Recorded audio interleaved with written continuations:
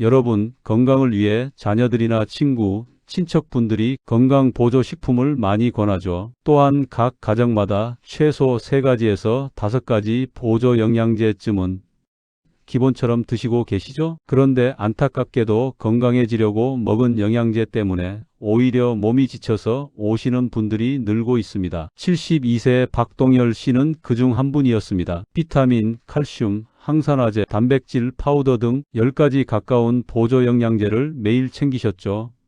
하지만 피로가 점점 심해지고 정기검사에서 간 수치가 정상의 3배로 높게 나왔습니다. 저는 복용을 절반으로 줄이고 대신 하루 30분 걷기와 식사 중심의 단백질 섭취로 바꾸자고 권했습니다. 3개월 뒤 간 수치는 정상으로 돌아왔고 숨가쁨도 사라졌습니다. 지금 이 영상을 보고 계신 분들도 아마 누군가의 권유로 여러 보조 영양제를 드시고 계실 겁니다.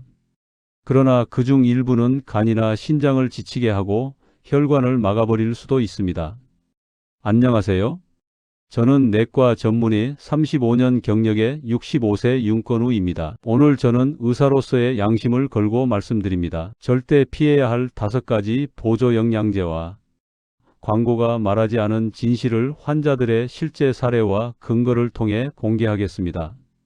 이 내용을 다 듣고 실천하면 불필요한 지출을 줄이고 몸의 회복력이 되살아나실 것입니다.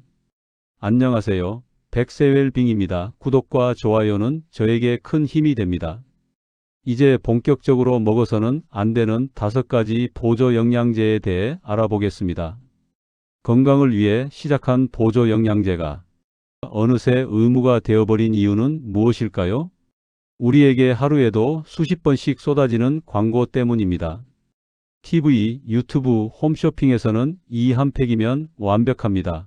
의사들도 먹는 영양제라는 문구가 반복됩니다. 처음엔 가볍게 보던 화면 속 그 말들이 어느 순간 우리 머릿속에 건강의 기준처럼 자리 잡습니다. 여기에 배려하는 마음이 더해집니다. 노년이 되면 누구나 가족에게 짐이 되고 싶지 않습니다. 내가 아프면 자식들이 고생한다는 마음이 미리 예방하자는 생각으로 이어지고 결국 식탁 위에는 알약이 쌓입니다. 남들 다 먹는데 나만 안 먹으면 불안하다는 불안 심리가 건강을 지키려는 생각보다 강하게 작동합니다. 그 결과는 숫자로도 드러납니다. 의료보험공단 통계에 따르면 10년 전보다 노년층의 건강 지출 중 보조식품 비율이 2배 이상 늘었습니다. 그러나 같은 기간 만성질환의 발생률은 줄지 않았습니다. 건강을 위해 돈을 더 썼지만 몸은 더 피로해지고 약은 더 늘어난 셈입니다. 72세 박동열 씨의 사례도 그 일부입니다. 처음엔 이 정도는 괜찮겠지 하며 여러 제품을 복용했지만 정기검사에서 간 수치가 상승했습니다. 검사 결과 그중 일부 성분이 간에 부담을 주는 약이었습니다. 그는 몸이 나빠질 줄은 꿈에도 몰랐습니다. 라고 말했습니다. 문제의 핵심은 무엇을 먹느냐보다 얼마나, 어떤 방법으로 먹느냐에 있습니다. 같은 비타민이라도 고용량일 경우 체내 대사 균형을 깨뜨리고 항산화제끼리 겹치면 오히려 산화 스트레스가 높아질 수 있습니다. 건강을 챙긴다고 시작했지만 실제로는 몸속에 새로운 부담을 쌓고 있었던 셈입니다. 지금 여러분의 주방이나 식탁에도 비슷한 제품들이 놓여 있을 겁니다. 비타민, 칼슘, 항산화제, 단백질 파우더, 종합 패키지. 이 5가지는 오늘 영상에서 반드시 점검해야 할 핵심 목록입니다. 특히 성분표를 잘 보면 겹치는 성분이 놀랄 만큼 많습니다. 이제부터 하나씩 살펴보겠습니다. 첫 번째는 많은 분이 몸에 좋다고 믿는 바로 그 항산화제입니다. 대부분의 사람들은 항산화제는 무조건 좋은 것이라 믿습니다. 활성산소를 없애면 늙지 않고 암도 예방할 수 있다는 광고가 반복되니까요. 하지만 의학적 근거는 그 반대입니다. 저는 외래에서 비타민이 베타카로틴을 꾸준히 복용하는 분들을 자주 봅니다. 혈액순환이 좋아진다거나 피부가 탄력 있어진다고 들었지만 정작 검진 결과는 달랐습니다. 간 수치가 높거나 출혈 경향이 생기거나 장기 복용 후 피로가 심해졌다는 사례가 적지 않았습니다. 대표적인 연구가 있습니다. 핀란드 국립암연구소와 하버드의 공동 임상 결과, 흡연자가 베타카로틴을 고용량으로 복용했을 때 폐암 위험이 1.3에서 1.5배 증가했습니다. 비타민 E 역시 400IU 이상 장기 복용 시 출혈성 뇌졸중 위험이 높아졌다는 보고가 있습니다. 즉, 활성산소를 없앤다고 생각했지만 실제로는 몸의 정상적인 방어 체계를 교란시켜 버린 것입니다. 70세 김병진 씨의 경우가 그렇습니다. 피부와 혈관에 좋다는 말만 믿고 하루 2캡슐씩 5년을 복용했습니다. 그러나 어느 날 멍이 쉽게 들고 코피가 멈추지 않아 병원을 찾았습니다. 혈액 검사 결과 혈액이 너무 묽어져 있었습니다. 복용을 중단하고 채소 중심 식단으로 바꾼 뒤 2달 만에 증상은 완전히 사라졌습니다. 항산화는 결코 나쁜 것이 아닙니다. 문제는 형태와 양입니다. 몸은 일정 수준의 활성산소를 이용해 세포를 재생하고 면역 반응을 유지합니다. 이를 인위적으로 억누르면 세포 회복력이 떨어집니다.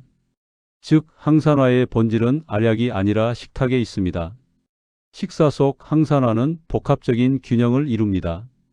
붉은 토마토의 리코펜, 보라색 가지의 안토시아닌, 녹색 채소의 루테인처럼 서로 다른 색의 식품이 함께 있을 때 항산화 작용이 자연스럽게 이루어집니다. 그래서 저는 환자들에게 이렇게 권합니다. 알약 대신 접시에 2가지 색 이상의 채소와 과일을 올려보세요. 그리고 하루 한 줌의 견과를 곁들이세요. 만약 지금 복용 중인 제품 성분표에 비타민이 400IU 이상 또는 베타카로틴이 있다면 표시해 두시기 바랍니다. 다음 진료 때 꼭 의사와 상의하세요. 건강은 수치를 높이는 것이 아니라 균형을 되찾는 것입니다. 칼슘은 뼈 건강의 대명사처럼 여겨집니다. 광고에서는 매일 한 알로 골다공증 예방이라 말하고 노년층이라면 꼭 먹어야 한다고 강조합니다. 그러나 칼슘 보충제를 과다하게 복용하면 뼈보다 먼저 혈관과 심장에 부담을 줄 수 있다는 사실을 아시는 분은 많지 않습니다. 저는 외래에서 심근경색이나 결석으로 입원한 환자들의 약 목록을 살펴볼 때마다 놀랍니다. 대부분이 뼈에 좋다며 칼슘제를 복용하고 있었고 그중 상당수는 음식으로도 이미 충분한 칼슘을 섭취하고 있었습니다. 혈액 속 칼슘 농도가 급격히 올라가면 남는 칼슘이 혈관벽에 들러붙어 석회화를 일으킵니다. 이것이 바로 혈관을 딱딱하게 만들고 혈류를 방해하며 심장에 무리를 주는 원인 중 하나입니다. 국제학술지 BMJ에 실린 대규모 연구에서는 칼슘 보충제를 꾸준히 복용한 사람의 심근경색 위험이 1.3배 높았다는 결과가 보고됐습니다. 특히 비타민 D와 함께 고용량으로 복용할수록 위험이 커졌습니다. 몸은 음식에서 천천히 흡수되는 칼슘에는 적응하지만 알약 형태로 갑자기 들어오는 고농도의 칼슘에는 대처하지 못합니다. 이런 문제는 체내 운반 시스템의 혼란 때문입니다. 칼슘이 혈중에 급히 많아지면 몸은 우선순위를 뼈가 아닌 혈액 안정화에 둡니다.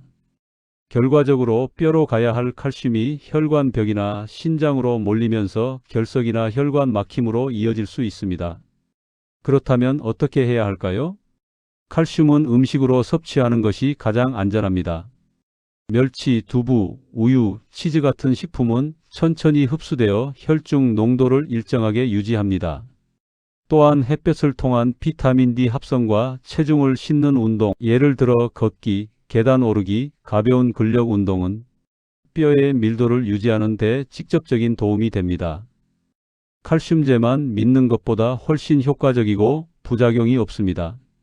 만약 하루 1000mg 이상의 칼슘제를 알약 형태로 복용하고 있다면 지금 바로 복용량을 점검해 보세요. 특히 신장결석 병력이 있거나 심혈관 질환 약을 복용 중이라면 반드시 주치의와 상의해야 합니다. 건강을 위해 선택한 알약이 심장을 지치게 해서는 안 됩니다. 뼈는 음식과 움직임 속에서 단단해지고 심장은 그 자연스러움 속에서 오래 뜁니다. 나이가 들수록 가장 두려운 병 중 하나가 치매입니다. 그래서 많은 분들이 기억력에 좋다는 말 한마디에 은행잎 보조제를 선택합니다. 포장에는 혈류 개선, 두뇌 활성, 집중력 향상 같은 문구가 붙어 있고 약국과 홈쇼핑에서는 마치 예방의 필수품처럼 소개합니다. 그러나 실제 의학 연구에서는 은행잎의 치매 예방 효과가 명확히 입증된 적이 없습니다. 저는 외래에서 은행잎을 복용하는 분들을 자주 봅니다. 대부분 자식이 사줬어요. 괜찮겠죠? 라고 말씀하시지만 일부 환자에게서는 예상치 못한 부작용이 나타납니다. 대표적인 예가 출혈 위험 증가입니다. 은행잎에는 혈액을 묽게 하는 성분이 있어 항열소 판제나 아스피린을 함께 복용하면 피가 멎지 않는 문제가 생길 수 있습니다. 74세 김도훈 씨는 심장 스텐트 시술 후 아스피린을 복용 중이었습니다. 치매 예방에 좋다는 말을 듣고 은행잎 보조제를 함께 먹기 시작했죠. 한 달 후 치과 치료 중 피가 멈추지 않아 응급실로 이송됐습니다. 검사 결과 두 약의 상호작용으로 혈액 응고가 거의 되지 않는 상태였습니다. 복용을 중단하자 멍과 코피 증상은 사라졌습니다. 국제의학 데이터베이스 코크란 리브에서도 은행잎 추출물의 인지 개선 효과는 근거 불충분, 반면 출혈 부작용 가능성은 분명히 존재한다고 명시했습니다. 즉, 기대했던 기억력 향상 효과는 불확실하지만 부작용 위험은 실제로 보고되고 있는 셈입니다. 그렇다면 기억력을 지키는 더 안전한 방법은 무엇일까요? 답은 일상 속 루틴에 있습니다. 매일 30분 걷기, 사회적 교류, 책을 큰 소리로 읽기, 그리고 지중해식 식단이 뇌의 혈류와 인지 기능을 지키는 데 과학적으로 입증된 방법입니다.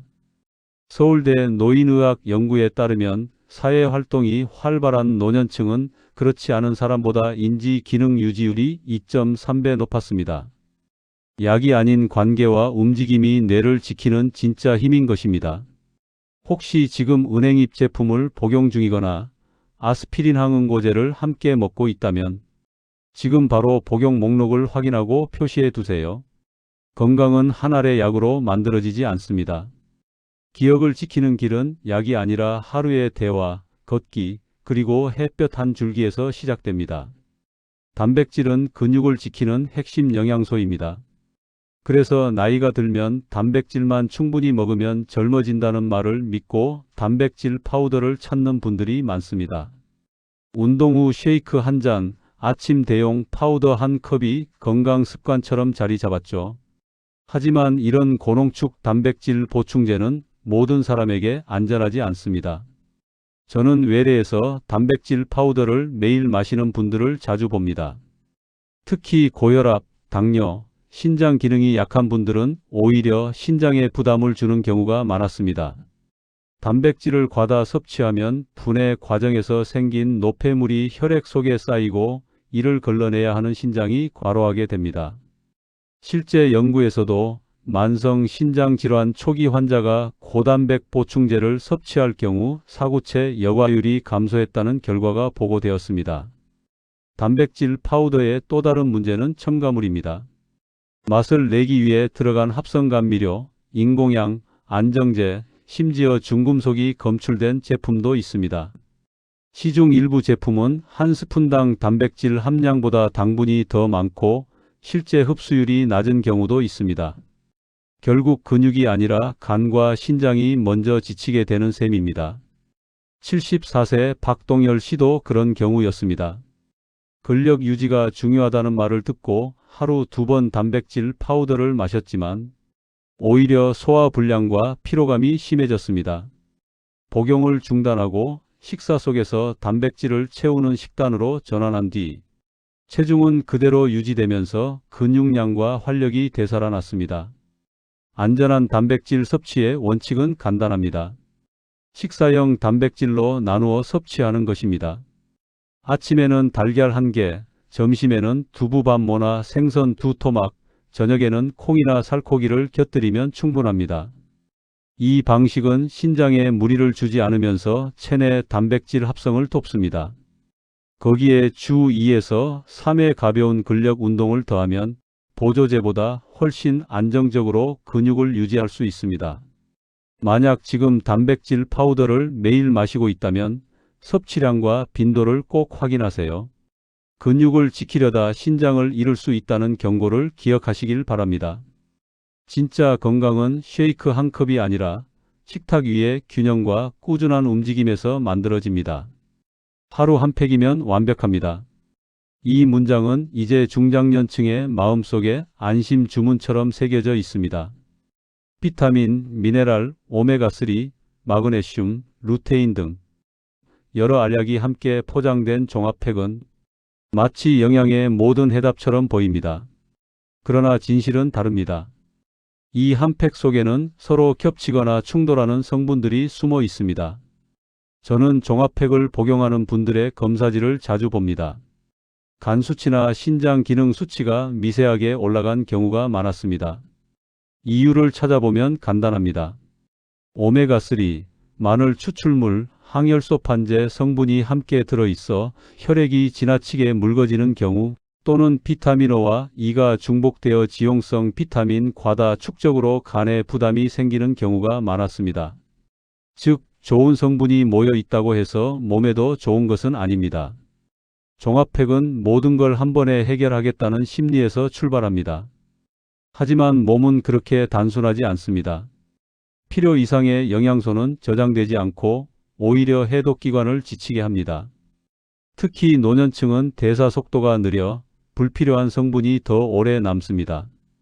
이것이 바로 만성 피로, 속쓰림, 검사 수치 이상으로 이어지는 원인 중 하나입니다. 안전하게 건강을 관리하려면 4단계 원칙이 필요합니다. 결핍 확인 검사로 부족한 영양소를 먼저 파악하고 필요 성분만 선택, 최소 용량으로 섭취, 의사와 상의해 조합 조정. 이 네 가지가 기본입니다. 단순히 한 팩이면 충분하다는 말에 의존하면 결국 몸속 균형을 잃게 됩니다. 저는 환자들에게 이렇게 말씀드립니다. 약국보다 먼저 운동화를 찾으세요. 하루 30분 걷기, 규칙적인 식사, 충분한 수면만으로도 수치가 안정된 사례가 많습니다. 복잡한 알약 대신 몸이 움직이는 습관을 만들면 그 자체가 최고의 종합팩이 됩니다. 지금 복용 중인 제품의 성분표를 한번 펼쳐보세요. 오메가3, 마늘, 비타민 E, 항열소판제 같은 성분이 함께 들어있다면 표시해 두시기 바랍니다. 건강의 완성은 채워 넣는 것이 아니라 불필요한 것을 덜어내는 선택에서 시작됩니다. 건강은 결국 일상의 습관에서 결정됩니다. 지금까지 말씀드린 5가지 보조제의 공통점은 몸의 균형을 인위적으로 바꾸려 한다는 것입니다. 그러나 인체는 인위적 조절보다 생활 속 자연스러운 자극에 더 잘 반응합니다. 식탁, 움직임, 햇볕, 그리고 관계. 이 네 가지가 약보다 강력한 건강의 내축입니다. 첫째, 식탁입니다. 색이 다양한 식단은 자연의 항산화제입니다. 붉은 토마토, 초록 시금치, 노란 단호박을 한 끼에 올리면 알약 없이도 세포의 방어 체계가 작동합니다. 서울대병원 연구에서도 식물성 식단을 유지한 노년층의 혈관 탄성도가 보조제 복용군보다 더 높게 유지된 것으로 나타났습니다.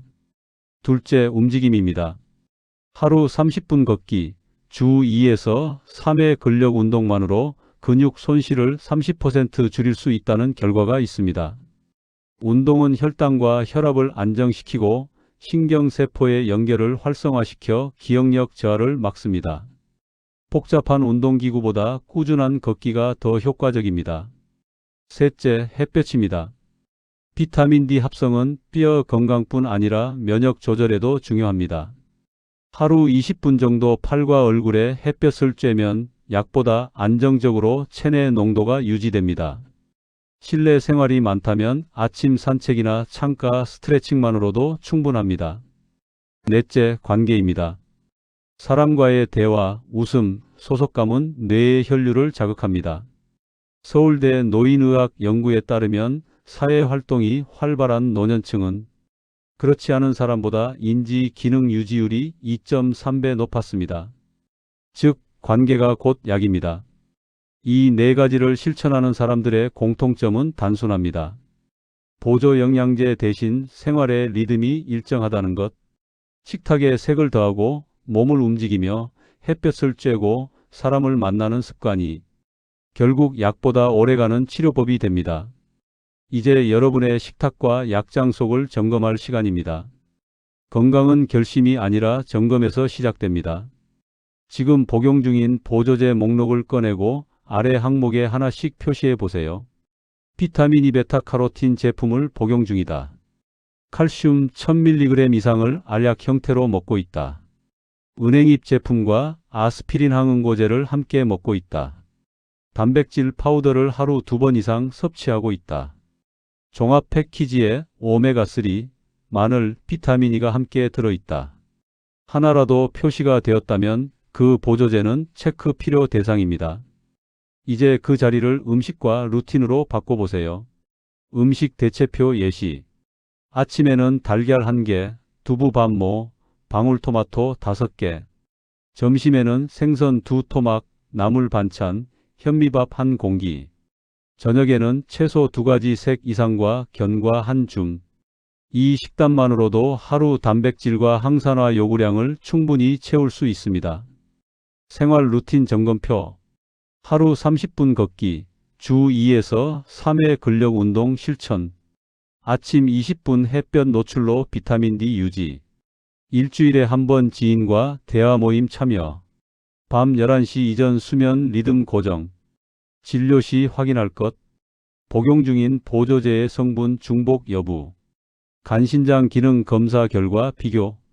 필요시 약사의사에게 대체 식단 상담. 이 체크리스트를 따라가면 복잡했던 건강관리가 단순해집니다. 혈압과 혈당이 안정되고 피로감이 줄며 몸이 한결 가벼워지는 변화를 경험하게 될 것입니다. 건강은 숫자로 증명됩니다. 체중, 혈압, 걸음수, 이 3가지가 매주 좋아진다면 여러분은 이미 약에서 삶으로 이동한 것입니다.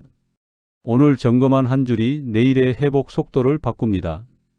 저는 의사로서 수천 명의 환자들을 만나며 한 가지 진실을 확인했습니다.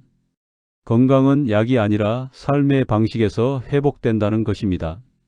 오늘 우리가 이야기한 5가지 금지 보조 영양제, 즉 비타민 E, 베타카로틴, 칼슘 과다, 은행잎, 단백질 파우더 종합 패키지는 모두 좋은 의도에서 시작되었지만 결국 균형을 무너뜨릴 수 있는 선택이었습니다.